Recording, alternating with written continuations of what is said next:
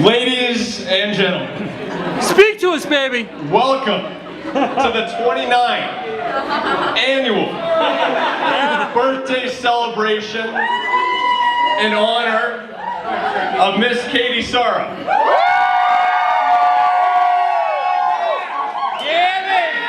Now, those of you that know me well know that I usually have a little birthday saying. So I'd like each and every one of you to join me on 3 in giving Katie a big Ayo! Happy birthday. 1, 2, 3.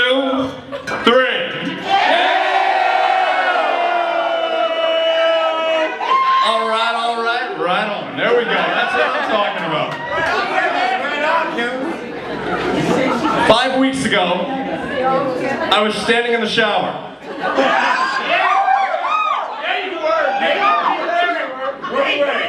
When the idea for tonight came to me, you see, a few moments before that, Katie had just gotten done telling me that I could truly never surprise her.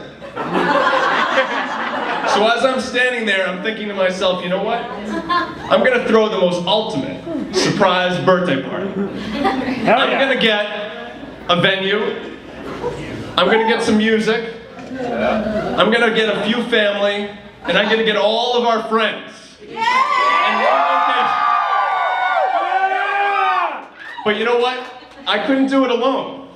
No, I wouldn't be able to do it by myself. I needed the help of a few key people. First off, I want to thank a lady who helped me find the venue, who helped me find the music. She hails from South Boston. Miss Cheryl Flynn right here. Now, what you might not know is that Cheryl worked so hard over the past 5 weeks that she actually got into a fight with Mother Nature in one of the storms and got injured. But because of that, she ended up winning and got us the weather that we have this weekend. So thank you, Cheryl. Another person I want to thank is party planning extraordinaire. She's responsible for getting each and every one of you here tonight. And that's Eileen McGuire.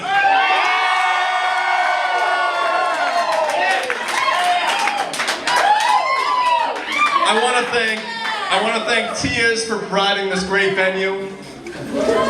I want to thank a few of the band members from the band from Boston, Redline, who are going to be performing here tonight. I hope to see each and every one of you at one time or another dancing beside Katie and I out here. Because I know that the K-Town boys from Kennedy to Vermont will be out there. I know that the WBC boys from South Boston will be here. You see, 5 weeks ago, when I was first trying to come up with the idea for tonight, I was thinking to myself, who am I going to reach out to? Well, I decided I'm going to run this by some family first. So I drove out to Framingham. I met with Paula, and I pitched her the idea. I said, you know what, I want to throw the ultimate surprise party for Katie. What do you think? She immediately said, this is a great idea. What can I do to help? Who can I invite? Well, I said you can invite anyone that knows Katie, and that's fine with me. The venue should be big enough. At the end of the 45 minutes that I was there, Paula had 2 party buses booked. She had 30 people confirmed. Let's just say I walked out of there a little dazed and confused. Because those of you that know me well know that I come from a very small family that consists of pretty much just 3 people. So obviously my inviting it was pretty easy. But you know what? That wasn't going to be enough. This venue wouldn't have been able to be filled like it is tonight without, well, you know what? I want you to look to your left, and I want you to look to your right, and I want to thank each and every one of our friends that are here tonight.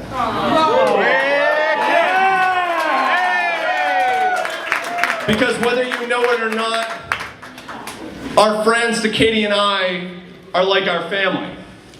Not only to each and every one of you affect us individually, you affect us as a couple. You make us stronger.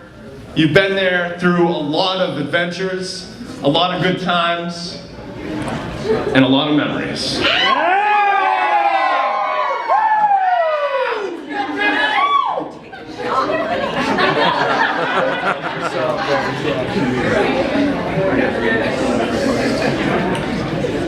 You see, if it wasn't for our friends,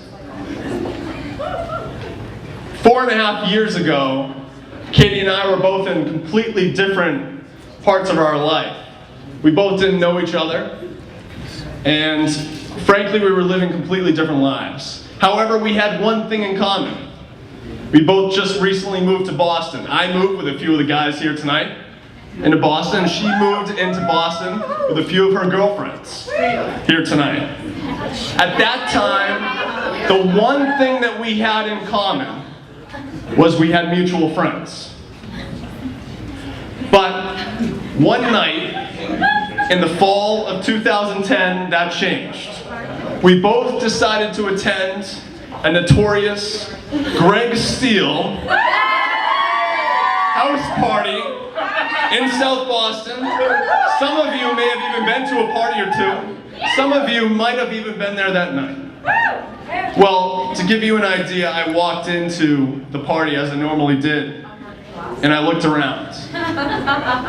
And immediately, Katie caught my eye. So of course,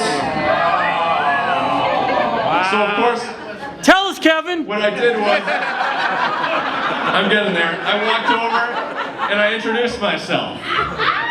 She acknowledged the introduction, and as I watched her walk away, I thought to myself, you know what? No, there's something more there. I'm not going to give up that easily. Amen, baby. Over multiple dates over the next few days and over the coming weeks, 4.5 years later, 53 months, 1,549 days, I stand here now before you looking back on all those memories shared, adventures, friends had and met, and love shared. And I think to myself that this dream that we both live, called life, cannot predict the future. We can only look back to the past, and I wouldn't change one thing. The love that we share is definitely unbelievable.